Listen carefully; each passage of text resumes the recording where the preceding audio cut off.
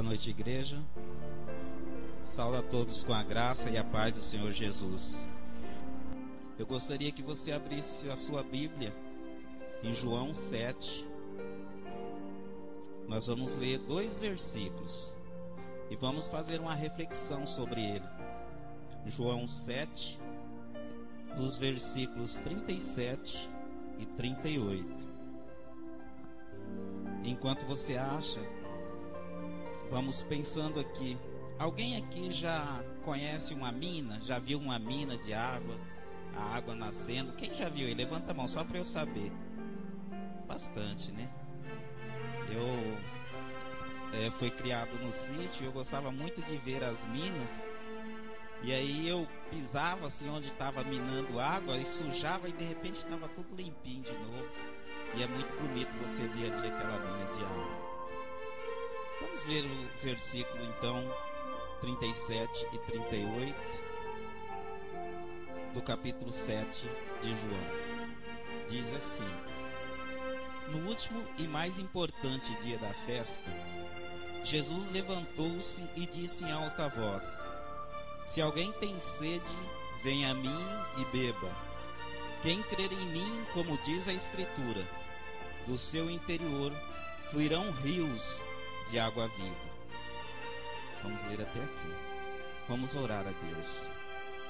Pai querido, nós te agradecemos, Senhor, porque o Senhor tem confirmado a tua palavra em nossos corações. O Senhor, Pai, tem nos dirigido através da tua palavra. E o Senhor tem buscado as pessoas, trazido elas até aqui, Pai, para que cada um ouça a tua palavra. E para que nós possamos, Deus, usufruir das suas bênçãos, cumprindo, Deus, aquilo que o Senhor tem para nossas vidas, conforme é o teu propósito. Nós te agradecemos por esse momento. E como eu costumo dizer, Deus, a igreja é tua, a palavra é tua e o povo é teu. Que o Senhor mesmo esteja ministrando então no coração de cada um, através do teu Espírito Santo. É o que eu te peço no nome santo de Jesus. Amém. Irmãos, então quando a gente olha para esse texto, a gente fica feliz porque existe aí um convite de Jesus e um esclarecimento muito grande dele para as nossas vidas, porque ele faz esse chamamento que quem crê pode vir e encontrará nele essa fonte de água viva, porque ele é a fonte e da própria pessoa correrão fontes de água viva.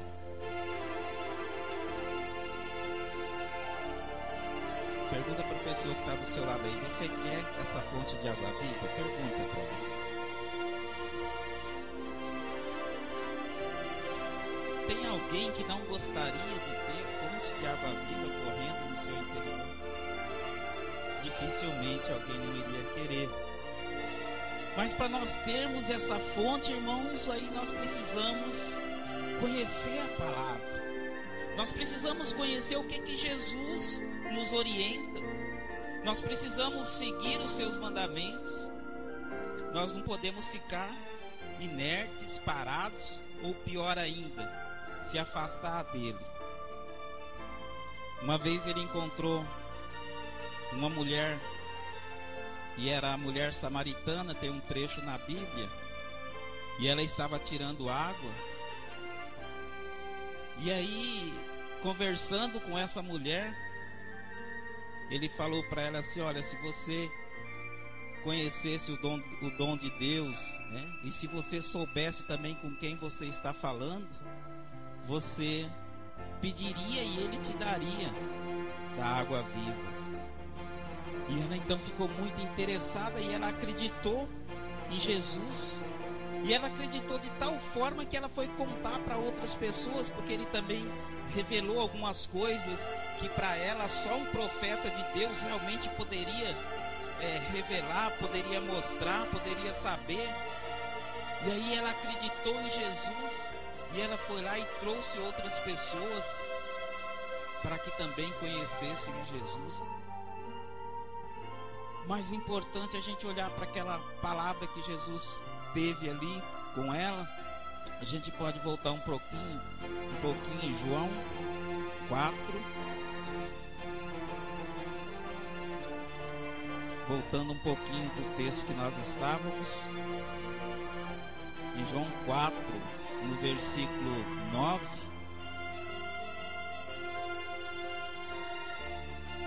A mulher samaritana lhe perguntou: como o Senhor, sendo judeu, pede a mim, uma samaritana, água para beber?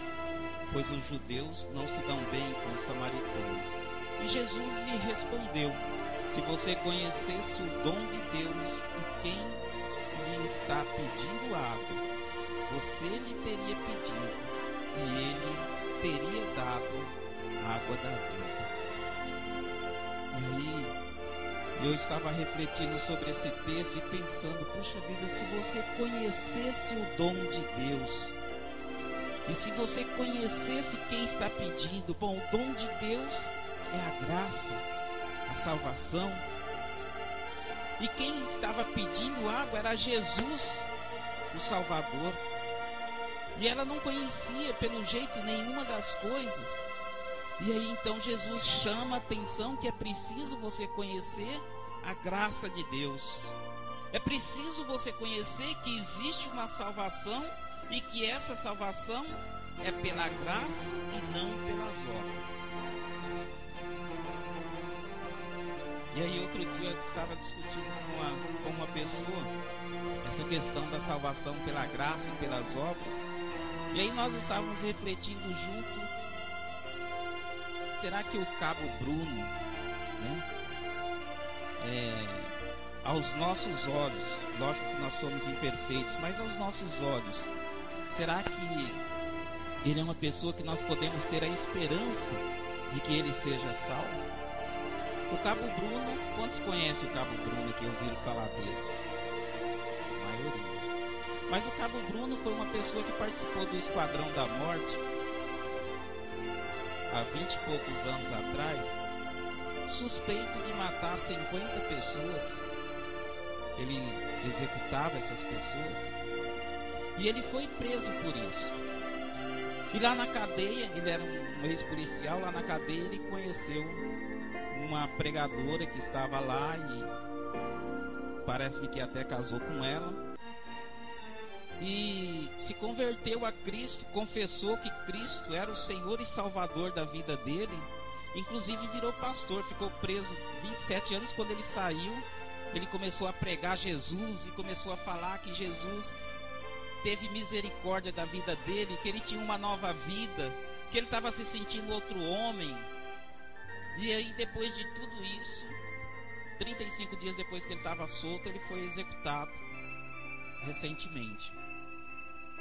E aí nós estávamos vendo, puxa vida, se fosse pelas obras, esse homem estaria condenado, porque matou tantas pessoas. Mas a salvação, nós podemos ter a esperança de que ele seja salvo. Por quê? Porque ele confessou a Jesus como seu Senhor, porque ele se apoderou da fonte de água viva. E assim como eu gostava de pisar na água lá e sujar, toda a sujeira dele foi limpa pela água viva que é Cristo. Então nós podemos ter a esperança. Não podemos julgar, mas nós podemos ter a esperança, porque a esperança, ela vem da fé naquilo que nós não vemos. Então nós não vemos se ele recebeu a salvação, mas nós cremos, nós temos a fé. Então nós podemos ver que esse dom de Deus que Jesus falava para a samaritana conhecer, é principalmente que a salvação, a sua aproximação de Deus, vem da graça de Deus. E também que você conheça Jesus. É importante você conhecer Jesus. É importante você conhecer no sentido de estar se aproximando, e estar em harmonia, e estar cada vez mais próximo, e estar cada vez mais igual a Ele.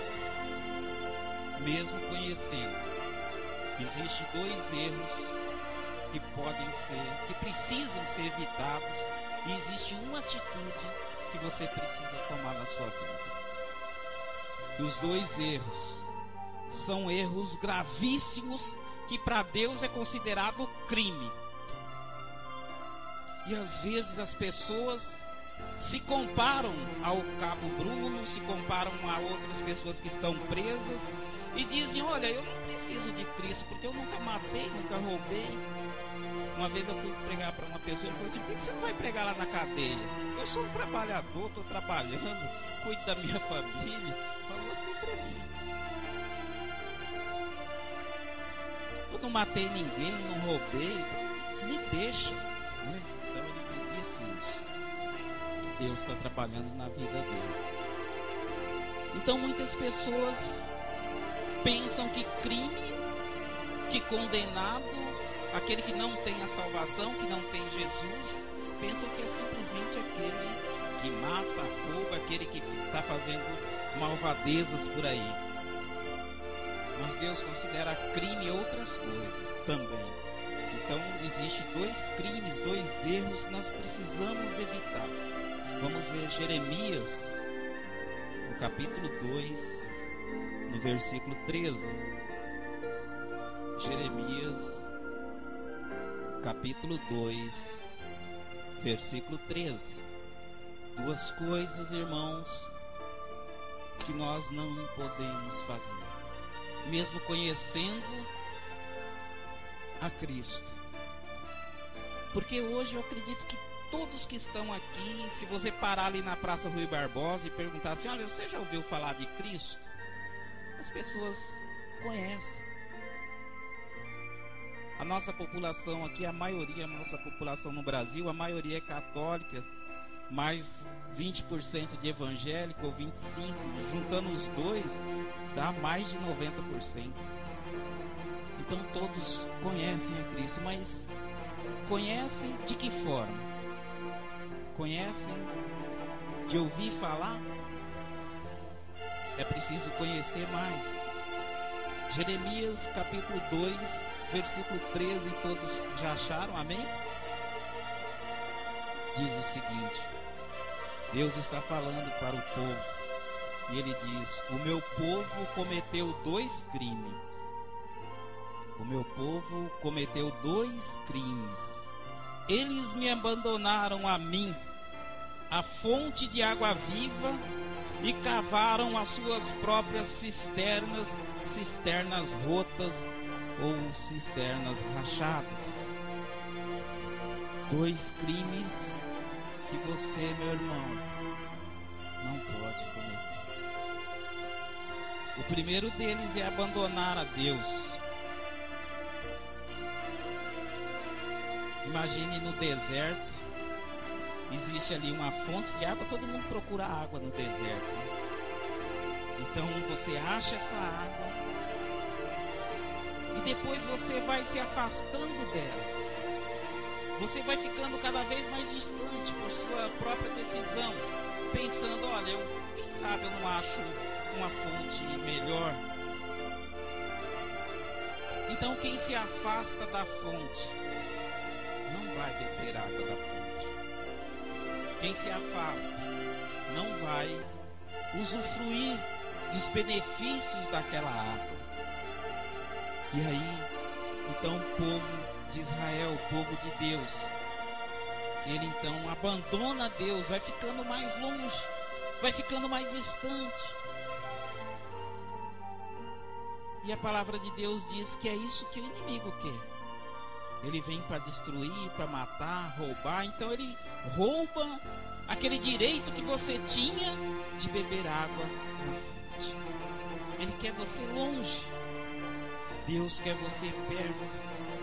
Mas cada um é enganado pelo seu próprio desejo. Tiago 1,14 diz isso, que as pessoas são tentadas e aí ele vai se afastando de Deus, achando que vai encontrar alguma coisa melhor. Tem alguma coisa na sua vida que está te afastando de Jesus? Você está abandonando a Deus? Você está abandonando a Deus? aqueles que abandonam a Deus, aqueles que abandonam Jesus, não é menos pecador do que o criminoso. Porque aqui na palavra, Deus diz: cometeram 2 crimes, me abandonaram. Podemos ver em Jeremias 2,13. E também o segundo crime: cavaram suas próprias cisternas rotas ou cisternas rachadas. Então ali as pessoas cavavam os poços, e aí eles precisavam fazer uma contenção, uma caixa, algo que estivesse retendo aquela água. E se fosse de madeira, por exemplo, uma cisterna rota seria uma cisterna rachada, porque aí coloca-se a água e a água vaza. Então as pessoas deixaram a fonte de água viva e cavaram-se para si cisternas rachadas, recipientes rachados que não retinham água. E eles ocupavam todo o tempo deles em coisas que não matavam a sede, em cisternas que não retinham a água. E aí nós podemos fazer uma comparação com o dia de hoje. Nós podemos fazer uma comparação com o seu tempo. Em que você está aplicando o seu tempo? Em que você está aplicando o seu tempo? Quando nós pegamos a população jovem, por exemplo, existe muito tempo para jogos, internet, celular.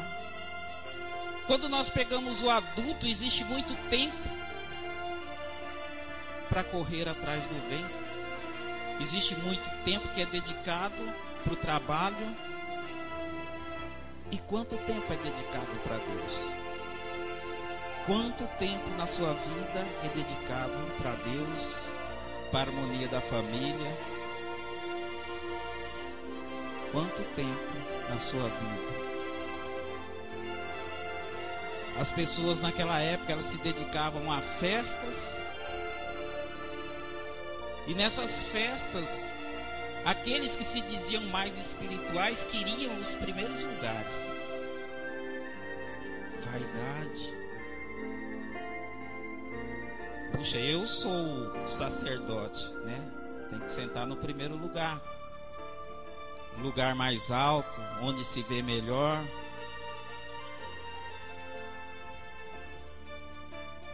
Tinha-se que usar as roupas diferentes. E nós hoje? Como está a sua vaidade?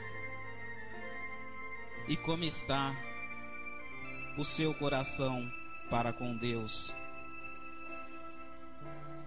Cavar a sua própria cisterna, e cisterna rota é a coisa que o inimigo inventa ou coloca você para você ocupar o seu tempo em coisas que não levam à salvação, em coisas que não te levam para perto de Cristo. Mas nós temos uma atitude também que precisa ser tomada. E essa atitude está no apelo que nós lemos. Vamos voltar para João 7:37. João 7:37.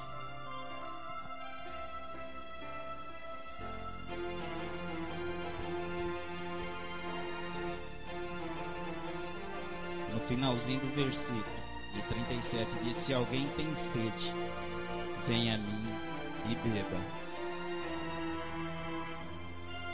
Se alguém tem sede, venha a mim e beba. E as pessoas, elas iam se afastando, abandonando a Cristo, cavando as suas próprias cisternas, porque elas se achavam menos pecadores. E a pessoa que se acha menos pecador é aquele que hoje poderia dizer assim: não, eu não tenho sede. Ele está falando de sede. Jesus está dizendo: quem tem sede, venha. Só tem sede aquele que está necessitado, que reconhece que está com sede. E só precisa de Jesus aquele que entende que ele é um pecador. Tem um versículo que Jesus fala assim: olha, eu não vim salvar os justos, mas sim os pecadores. Então, para nós, qualquer um de nós, entendermos que nós precisamos de Jesus, que nós precisamos dessa água viva, nós precisamos entender que nós somos pecadores. E nós precisamos conhecer o dom de Deus, que é a graça. E nós somos pecadores, e aí vem aquele medo: puxa, então nós somos condenados? Não. Existe a graça de Deus. Existe a graça de Deus para a sua vida. Existe a graça de Deus para a vida de cada um de vocês. E de repente nós falamos assim: ah, mas eu já sou crente, né? Eu costumo repetir o seguinte: tem um versículo que fala muito comigo. Tem um versículo que diz que as misericórdias do Senhor se renovam a cada manhã. E aí eu fiquei refletindo sobre isso e eu pensei o seguinte: se Deus, na sua majestade, na sua grandiosidade, Ele pode todo dia renovar as suas misericórdias, por que eu não posso todo dia renovar perante Cristo o meu compromisso com Ele? Renovar todo dia a minha entrega. Cristo, eu entrego a minha vida ao Senhor. Eu posso fazer isso todo dia. E às vezes tem pessoas que fizeram isso uma vez e falam: bom, tá bom, já fiz, né? É igual aquela história da mulher que fala pro marido: olha, você não fala que me ama, tá? Eu falei: mas nós casamos há 15 anos, eu não falei lá que eu te amava, jurei. Não faz muito tempo. Tem coisas que precisa falar mais vezes. Você precisa falar mais vezes para sua esposa que ama, o marido para a esposa para o marido. Precisa falar mais vezes. E você precisa falar mais vezes para Cristo: eu entrego a minha vida a Ti. Cristo, Ele é o nosso Senhor. E às vezes as pessoas confundem: poxa vida, peraí, o meu Senhor é Deus Pai ou é Cristo?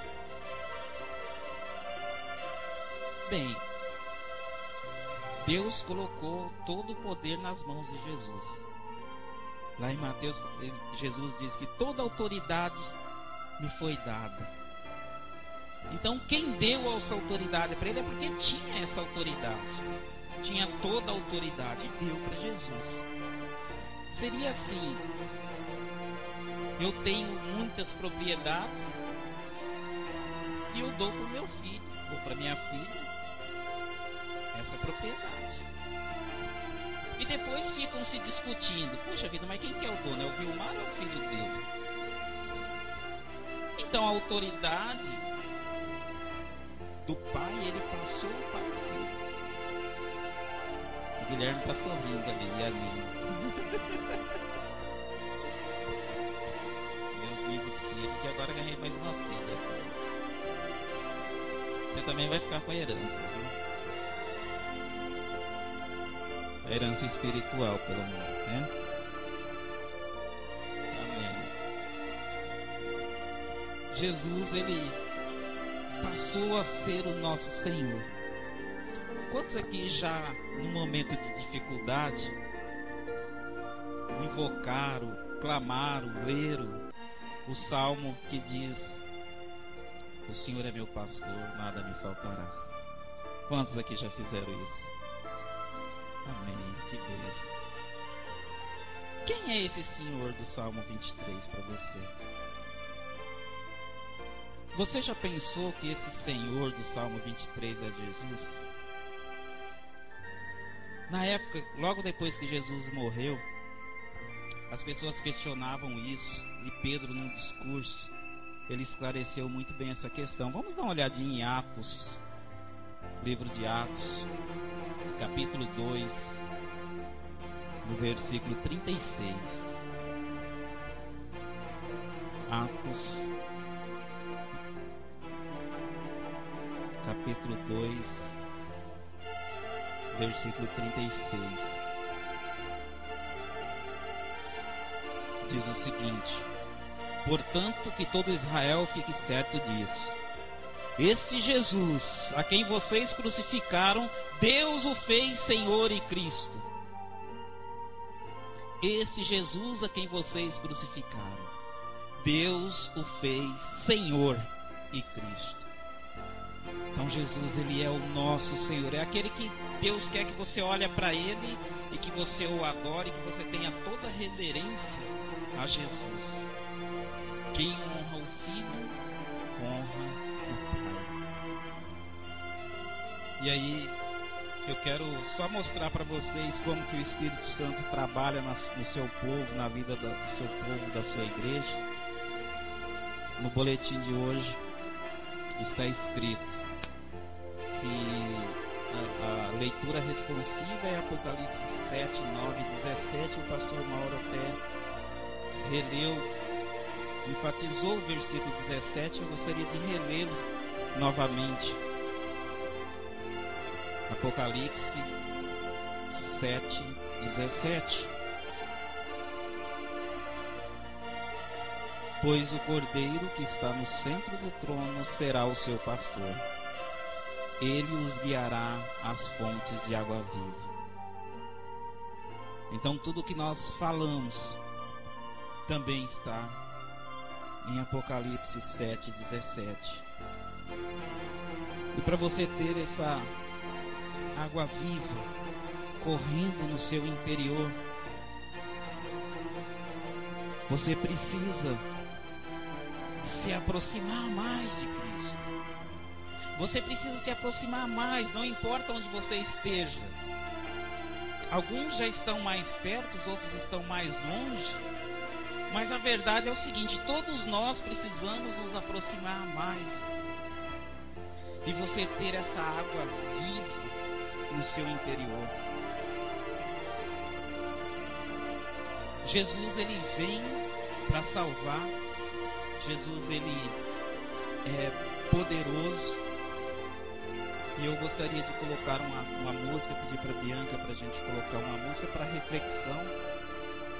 Eu gostaria que você saísse do seu lugar e viesse aqui na frente. Uma forma de você adorar é você dar um passo de fé. Uma forma de você adorar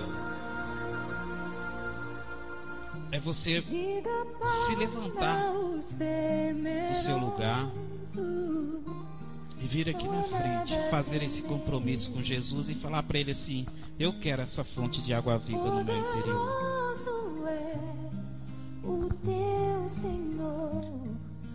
Hoje é um dia que o Espírito Santo, ele trabalhou em todo o culto sobre esse momento, sobre essa água viva que vai fluir no seu interior.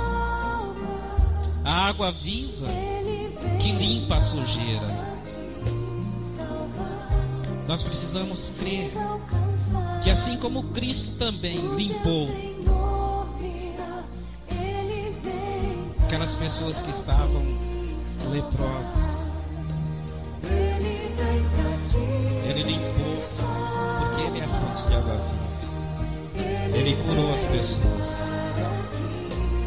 Para Cristo não tem limite, meu irmão. Pode ser doença física, pode ser espiritual. Ele vem para te salvar.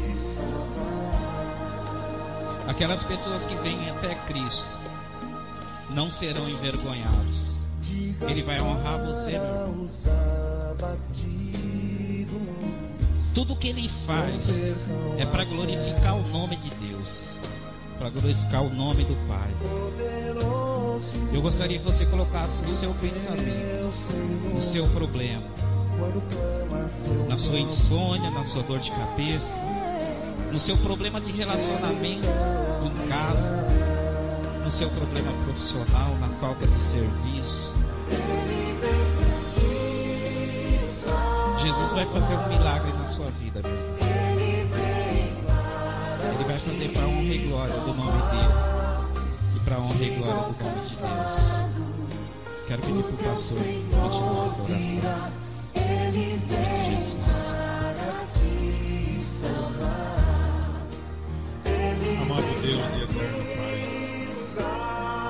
a palavra, ó Deus, que é viva e tem poder, mais uma vez falou os nossos corações nessa noite. Todos nós precisamos, ó Deus, sermos sustentados pela água viva, que é Jesus, nosso Senhor e Salvador. A fonte foi colocada à disposição de todos que estão conosco nessa noite. O livro e vivo caminho foi aberto para que nós possamos nos achegar, ó Deus, a Jesus, a fonte da água viva. Com a nossa sede, ó Deus, de Deus.